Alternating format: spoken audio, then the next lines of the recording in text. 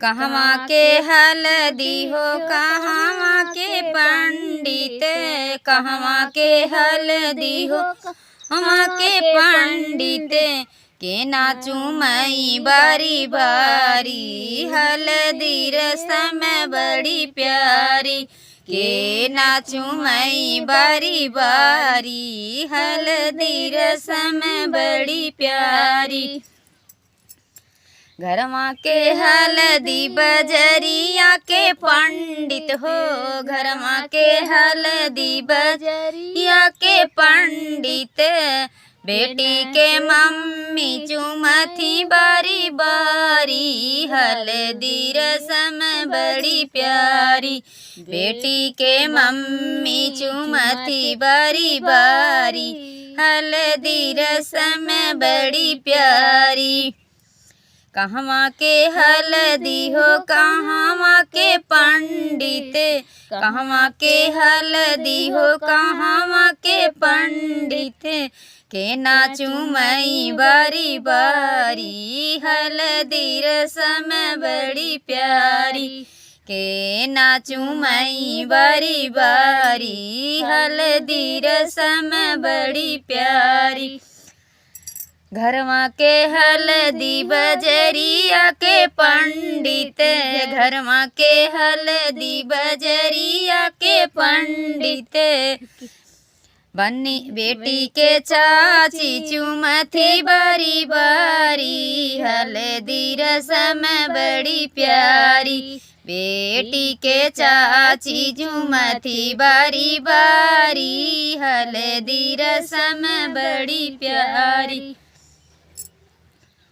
कहवा के हल्दी हो कहवा के पंडित, कहवा के हल्दी हो कहवा के पंडित, के नाचू मई बारी बारी हल्दी रसम बड़ी प्यारी, के नाचू मई बारी बारी हल्दी रसम बड़ी प्यारी।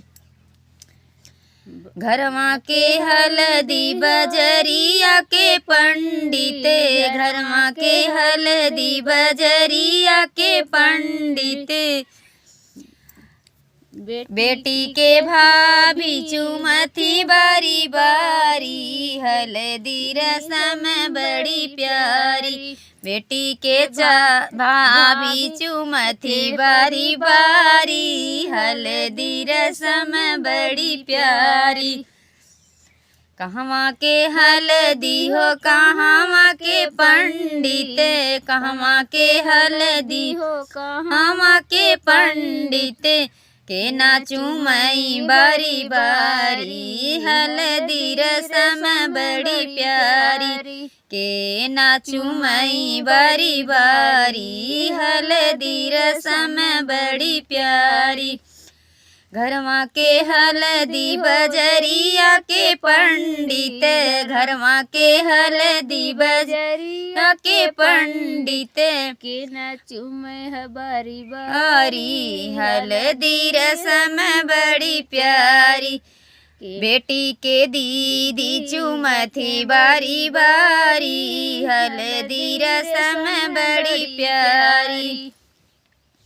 तो बहुत ही प्यारा गीत, और देखिए हल्दी गीत का बहुत ही अच्छा गीत आप सबके बीच। तो हमारी दीदी जी आज हल्दी वाला देखो पहन कर आई हैं, और हमने आज हरा हरा पहन लिया है। दोनों लोग ने आज ही नवी नवी साड़ी पहना है। तो बहुत ही हमारे चैनल पे आप सभी का स्वागत है, प्रणाम नमस्कार। और बहुत ही प्यारा गीत आप सबके बीच जाता रहेगा। प्लीज़ आप लोग फुल वॉच के साथ सुनिए और हमारा सपोर्ट कीजिए, आप लोग से बहुत ही निवेदन है। और हमारे चैनल को लाइक सब्सक्राइब और फेसबुक को शेयर और फॉलो ज़रूर करें।